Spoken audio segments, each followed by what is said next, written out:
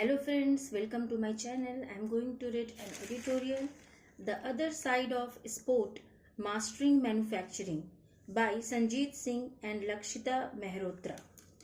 To say that sports is an emotion in India is an understatement, although cricket takes up most of the mind share.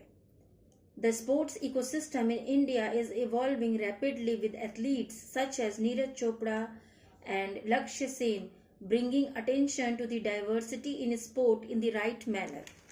But besides viewership and athletes, the sports ecosystem comprises several key players that keep the growth engine running. One such important but rather overlooked component is that of sports goods manufacturing, sports equipment manufacturing. A highly labor intensive sector plays a significant role in the economics of sport. Niti Aayog and the Foundation for Economic Development have recently released a report on realizing the export potential of the sports equipment manufacturing market in India that details the state of affairs. Culturally, India interacts heavily with sports, but the country contributes only about 0.5% to the nearly $50 billion global trade in sports equipment. This underrepresentation is not due to the absence of legacy or capability. Rather, it points to structural issues in the industry that have significantly hampered its ability to reach its full potential. Diverse manufacturing landscape. India's manufacturing footprint in sports equipment is geographically concentrated and operationally fragmented. Production still primarily hinges on old well-established centers such as Jalandhar, Punjab, and Meerut, Uttar Pradesh, which together hold more than an 80% of share of domestic output. The sports equipment industry in India is small in terms of production volume and is largely dominated by micro, small and medium enterprises engaged in labor-intensive segments such as stitched balls, cricket gear, protective accessories and entry-level fitness equipment. If on the one hand this artisanal skill level has sustained the industry for a long time, on the other hand it has restricted scaling, the adoption of new technologies and the emergence of internationally recognized brands. One key characteristic of the sector is the high level of diversity in sports equipment manufacturing compared to other sectors. Raw materials, machinery, and the techniques of making footballs, for example, are entirely different from the ones required for making hockey sticks or golf shafts. This vast range of differences makes effective policy design exceedingly difficult and often leads to generic interventions that overlook category specific realities. To understand the right ways to compete at a global level, we first need to find out what makes local manufacturers inherently less cost effective. As per the report, industry data show that Indian firms encounter on average a 15% cost disadvantage when compared to their peers in China and Pakistan. For example, a football produced in India might cost 100 rupees, while competing countries might be able to produce it for only 85 to 87 rupees. This gap, which is a result of factors such as higher input prices, inefficient logistical planning, and limited economies of scale, greatly reduces export competitiveness and impacts the pricing power that companies have. The core issues. Making high performance sports equipment requires feature specific items such as specialized polymers, performance fabrics, carbon composites, and precision tooling. The issue is that not all of these are produced domestically, and those that are made locally are manufactured on an extremely limited scale.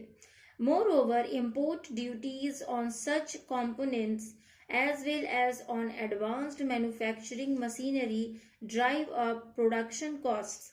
For MSMEs, which function with extremely low margins, these additional levies essentially hinder the possibility of investing not only in technology upgrades but also in product diversification. Issues related to ease of doing business aggravate the problem. Manufacturing is mainly concentrated in the northern parts of India, which leads to extremely high logistics costs when exporting goods through distant ports.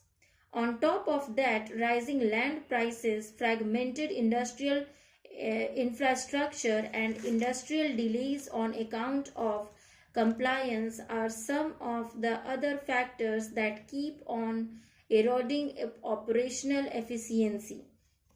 As these challenges are structural rather than cyclical, smaller firms with weak financial strength are most affected.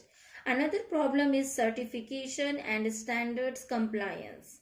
Globally traded sports equipment must meet the very stringent performance standards laid down by international federations. India lacks certified production facilities that meet international standards for most sports categories. Therefore, manufacturers must have their products validated by European labs.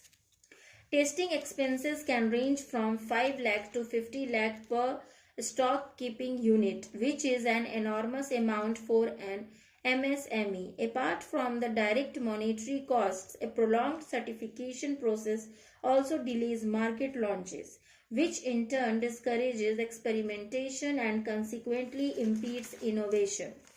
There are many reasons why the sports sector in India is not expanding rapidly, one of which is demand side problems. India has by and large failed to create sports brands with worldwide appeal, similar to those for cricket equipment that could command premium pricing. The main reasons for the lack of organic global demand for Indian sports equipment are low marketing investments, few international brand partnerships, and the absence of long-term athlete brand relationship driven demand. Hence, most domestic firms today focus on contract manufacturing at the lowest value end of the spectrum, whereas they should be aiming for original brand ownership. Reform, support, upgrade. Addressing these issues is complex and requires a balanced approach. The report outlines a clear pathway with key recommendations. First, rationalize import duties on specialized raw materials and advanced machinery to regain price competitiveness. Second, provide targeted fiscal support such as export linked incentives, offsetting certification costs, and adding participation in international trade platforms.